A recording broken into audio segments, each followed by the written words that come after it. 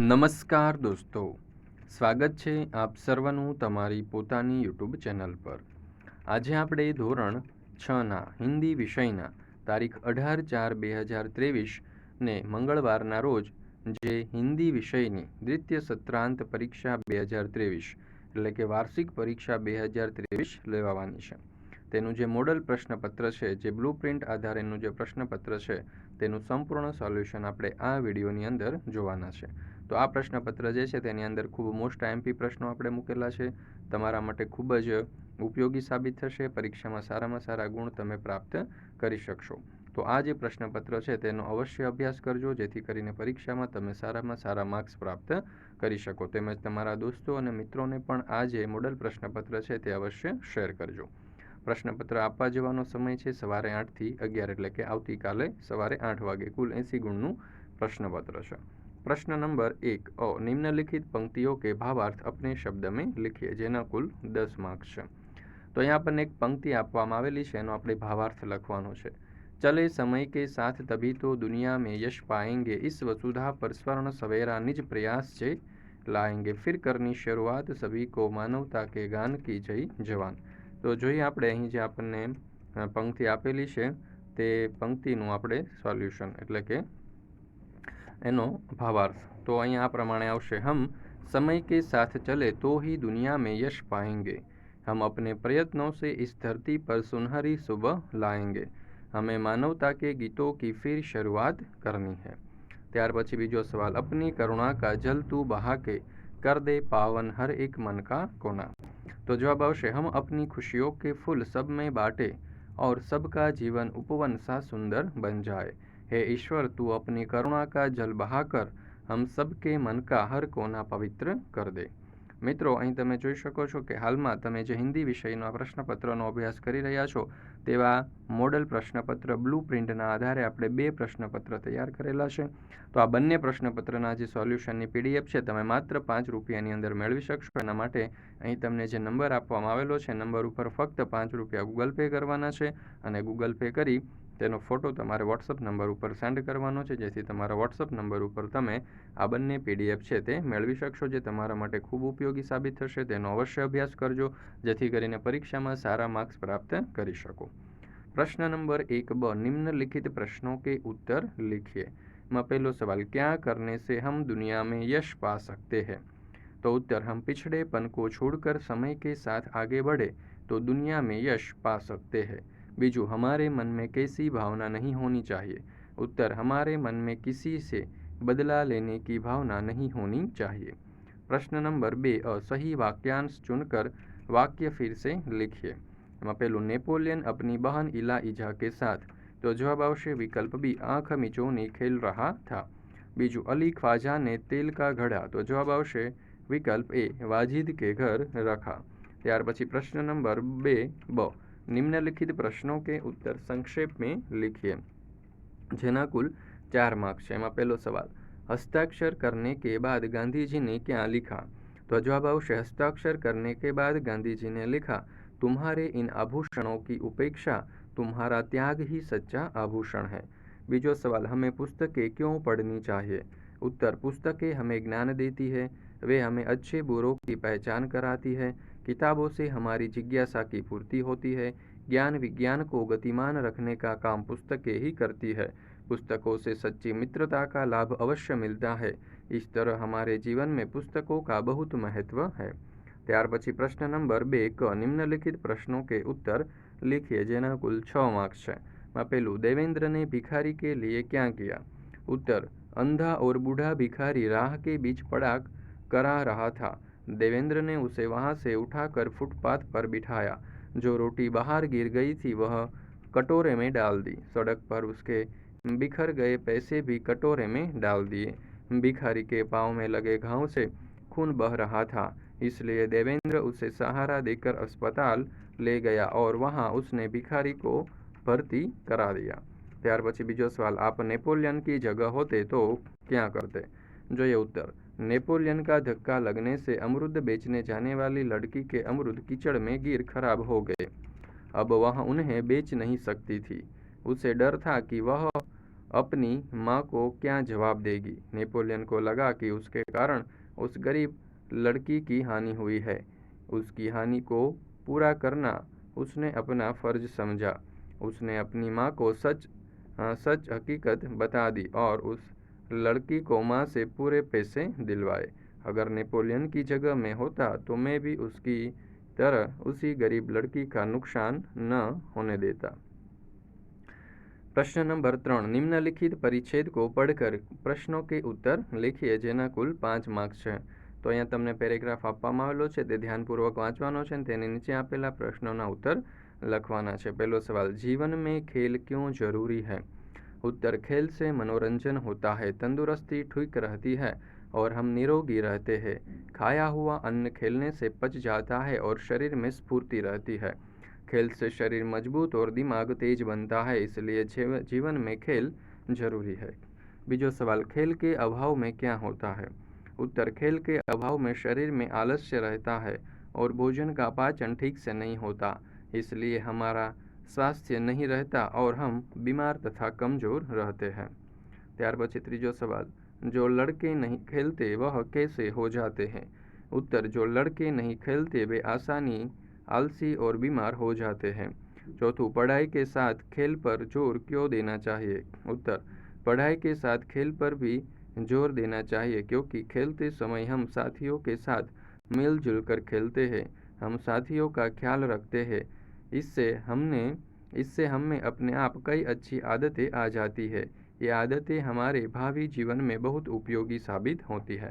पांचवा सवाल, परिच्छेद का योग्य शीर्षक दीजिए જેનો જવાબ આવશે खेल का महत्व। ત્યાર પછી प्रश्न नंबर 4, निम्नलिखित परिच्छेद में से 3 मुहावरे ढूंढिए और उनके अर्थ देकर वाक्य प्रयोग कीजिए જેના કુલ 6 માર્ક્સ છે। તો અહીંયા તમે જોઈ શકો છો કે આપણને એક પેરેગ્રાફ આપવામાં આવેલો છે, એ પેરેગ્રાફ ઉપરથી આપણે એમના અર્થ ગોતવાના છે અને લખવાના છે અને તેમના વાક્ય પ્રયોગ પણ કરવાનો છે। પહેલું, आँखों का तारा यानी कि बहुत प्यारा। वाक्य बनશે, गौरव अपनी माँ की आँखों का तारा है।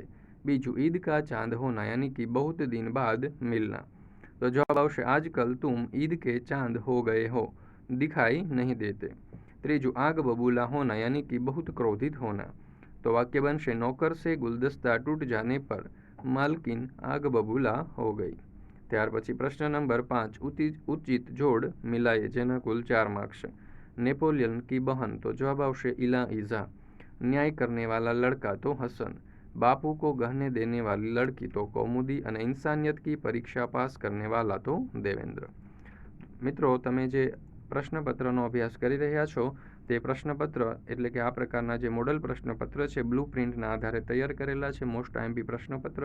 તો આવા 2 પ્રશ્નપત્રની પીડીએફ તમે માત્ર 5 રૂપિયાની અંદર મેળવી શકશો। એના માટે 90 33 84 31 25 આ નંબર ઉપર ફક્ત 5 રૂપિયા ગૂગલ પે કરવાના છે અને ગૂગલ પેનો ફોટો આ જ નંબર ઉપર વોટ્સઅપ કરવાનો છે, જેથી કરીને તમારા વોટ્સઅપ નંબર ઉપર તમે આ જે પ્રશ્નપત્ર છે તેની જવાબો સાથેની પીડીએફ મેળવી શકશો। प्रश्न नंबर 6, नीचे दिए गए संकेतों को पहचान कर लिखिए। तो पहलू जो संकेत है ट्राफिक सिग्नल है। बीजू संकेत है ते लखेलू है कि फूल तोड़ना मना है। त्रीजो संकेत है तेमां लखेलू है कि कूड़ा कूड़ेदान में डाल, एटले के आ प्रकारनो अहींया संकेत आपेलो छे। चौथुं जे छे ते शांत रहिए तेवो आपणे संकेत आपे छे। त्यार पछी प्रश्न नंबर 4, निम्नलिखित वाक्यों का मातृभाषा में अनुवाद कीजिए જેના કુલ 5 मार्क्स છે। पहलू, पुस्तकें मन के लिए साबुन का कार्य करती है। तो जवाब आवश्य, पुस्तकों मन माटे साबुनु काम करे छे। बीजू, नेपोलियन सच्चाई के पथ पर चलने वाला इंसान था। तो जवाब आवश्य, नेपोलियन सत्यना मार्ग पर चालतो माणस हतो। त्रीजू, देश प्रेम से बढ़कर कुछ नहीं। तो जवाब आवश्य, देश प्रेम थी मोटुं कंई नथी। त्यार पछी चौथुं, खलीफा के दरबार में उपस्थित सभी लोगों ने हसन की सूझबूझ और न्याय की भूरी भूरी प्रशंसा की। तो जवाब आवश्य, खलीफाना दरबार में हाजर तमाम लोगोए हसननी डहापण अने न्यायनी प्रशंसा करी। पांचमું, इंसान की जिंदगी इस परीक्षा से बहुत बड़ी और कीमती होती है।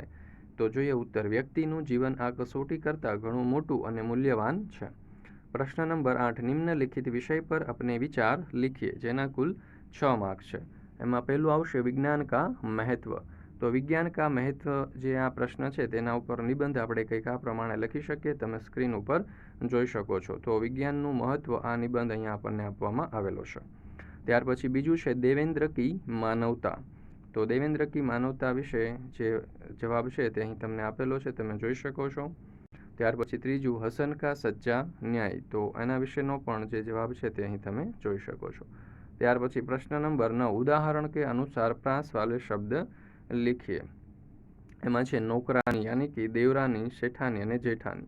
आर्थिक यानी कि धार्मिक, सामाजिक अने तार्किक। नायिका यानी कि गायिका, सेविका अने लेखिका। चुनाव यानी कि चढ़ाव पड़ाव अने तनाव अने सुंदरता। तो मानवता, सफलता अने श्रेष्ठता। त्यार पछी प्रश्न नंबर 10 उदाहरण के अनुसार संयुक्त वर्ण से बने दो दो शब्द लिखिए। तो न वत्ता न तो अन्न अथवा मुन्ना। श वत्ता व श्व तो अश्व अथवा विश्व। च वत्ता छ तो बच्चा अथवा तो कच्चा। द वत्ता ध तो युद्ध अथवा तो बुद्ध। द वत्ता म तो दम एटले के पद्म। त्यार पछी नामांकित चित्रों को देखकर कहानी लिखिए। तो अहींया तमे जोई शको छो के आपने केटलाक चित्रों अहीं आपवामां आवेला छे। तो अहींया जे चित्र आपने आपेला छे ए चित्र उपरथी आपणे कहानी लखवानी छे। तो 4 चित्रों तमे जोई शको छो अने लखीए आपणे तेमना उपरथी कहानी। जंगल में एक तालाब था। एक दिन एक चींटी तालाब के किनारे घूम रही थी। उसी समय पानी की एक लहर आई। चींटी लहर के साथ तालाब में बहने लगी। तालाब के किनारे एक पेड़ था। उस पर एक कबूतर बैठा हुआ था। उसने चींटी को बहते हुए देखा। उसने तुरंत वृक्ष से एक पत्ता तोड़ा और तालाब में डाला। पत्ता चींटी के पास गिरा। चींटी पत्ते पर चढ़कर तालाब के किनारे आई। वहीं उसने कबूतर को धन्यवाद किया। एक दिन जंगल में एक शिकारी आया। उसने पेड़ की डाल पर बैठे हुए कबूतर पर निशाना साधा। चींटी ने यह देखा, वह तुरंत शिकारी के पास पहुंची। उसने शिकारी के पैर में काट लिया। शिकारी दर्द से चीखा। उसकी चीख सुनकर कबूतर उड़ गया। इस तरह चींटी ने कबूतर की जान बचाई। सच है, भलाई का बदला भलाई से चुकाना चाहिए। त्यार पछी प्रश्न नंबर 12 निम्नलिखित घटना को अपने शब्दों में लिखिए।